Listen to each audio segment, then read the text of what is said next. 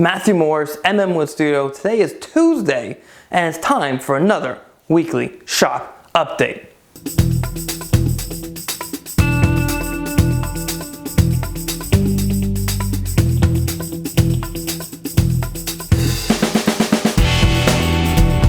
First off, I want to really thank everybody who answered last week's question about what do you have on top of your table saw, using a sled, a home-built sled, a purchase sled, or a miter gauge. And the reason why I'm starting to ask these questions is I want to start to be able to provide, or create is a better word, I think, a little bit of community here where we share some information, because I'm not sure about you guys, but I know for me, it's not like I have a ton of contemporaries near me. I can just go down, hang out, we have barbecue, have a beer, and talk woodworking, right?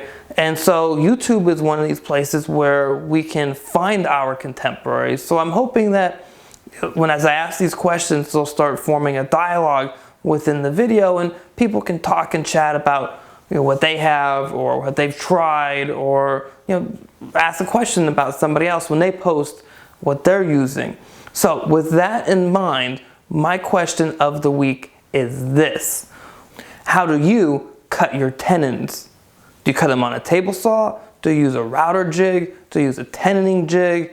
Do you use a miter gauge? Do you register them against the side of your fence? Do you use your bandsaw? How do you cut your tenons? So the rest of this week's update is going to be very different from any other update I've done before, because we're going to right now cut to some footage that tells a little bit of a story. And the story is me taking the rocking chair and sending it off to woodworking in America. And that's what I did yesterday. So I didn't shoot some footage before, which I should have done, of actually packing the rocker up inside the box. So instead, I have some still photos here for you guys to take a look at. So let's check out the little story here, a vlog of me dropping off the rocking chair to FedEx.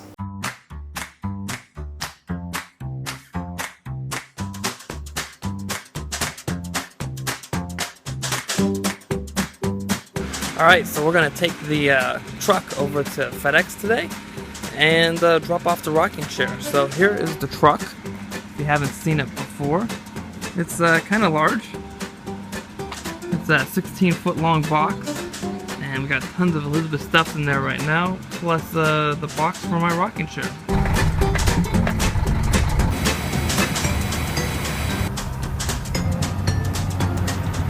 Alright, well, we got to go through this weight station because we got to go up the hill. And so if you've never done this before, we're on the right lane because we're loaded, and the left lane is people aren't loaded.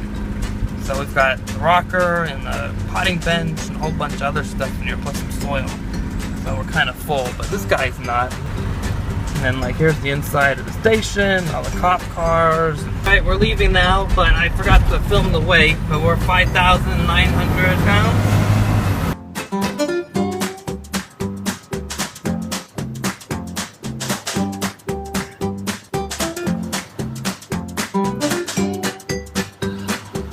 Okay, well, it's starting to rain. Alright, so right, sit.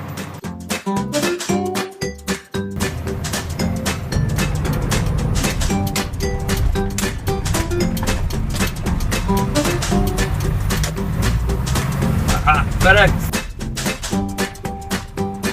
Stop right here.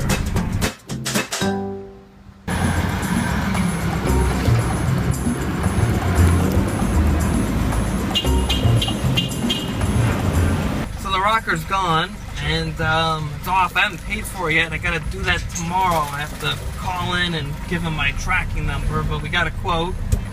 And it's off to Kansas City. It's gonna be there way before I am, so Friday, but they're gonna hold it at the facility there until I pick it up on Wednesday. It weighed 90 pounds altogether, the box, the peanuts, the rocker, the whole 9 yards. The people here were fantastic. So I gotta give a big shout out to FedEx. They were incredibly helpful at the office as well as on the phone. Never done this before, first time. Well, that's not true. I've shipped stuff before, but I've had other companies do it for me, make boxes and everything for furniture, but never on my own. So this is a brand new experience. We're gonna head back to the house now. I actually gotta go in and get some work done and regular job. But hopefully the rocker will get there just fine. So we're in Oxnard, we're leaving now, and this is all artichoke fields according to Elizabeth. So not only do they grow strawberries here, but they also grow artichokes as well, so that's pretty cool. Alright, we're about to climb what's called the Conejo Grade, and right now we're doing 55, and I highly doubt we'll be doing 55 once we get all the way up that hill.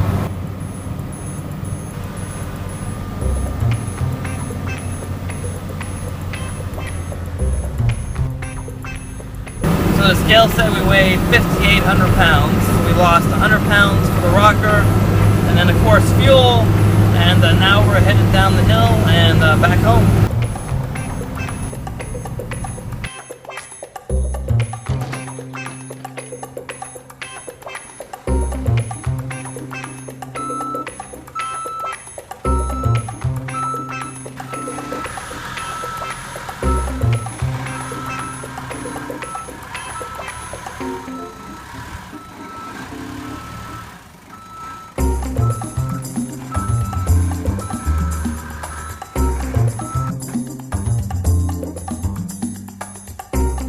Alright, so the truck is back at the house now. We're all parked. And that was a really interesting experience for me. I've never done that before on my own. As I said earlier, I've always just dropped this stuff off at the facility at a third-party shipper. They've packaged everything and sent it off for me. So it should be really interesting to see what the experience is like when I get to Kansas City and get the rocker unpacked. But as always, please subscribe to the channel, share it with your friends, and have a great week in the shop. And next week will be Wednesday. I'll be flying to Kansas City, so we'll have to figure this whole thing out, but there'll be updates from WIA from me. And until then, I'll talk to you guys sometime next week.